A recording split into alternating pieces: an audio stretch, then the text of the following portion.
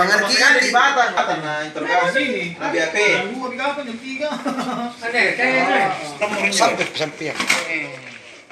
Nah cuma pernah di kanit nabu satu. Untuk kisaran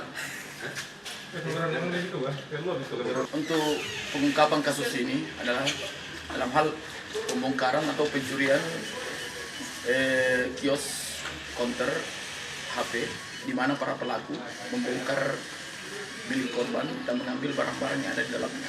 Demikian. Terus pelaku sendiri dan dibawa umur atau bagaimana?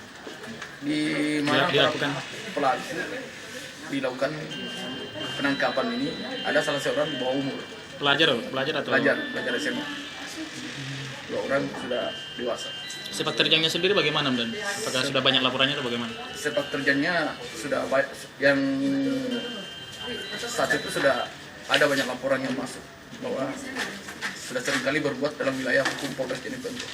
Kalau modusnya Modusnya membongkar kios, kemudian masuk dan mengambil barang-barang yang ada di dalam. Oke. Ini HP-nya siapa nih? Semua minum.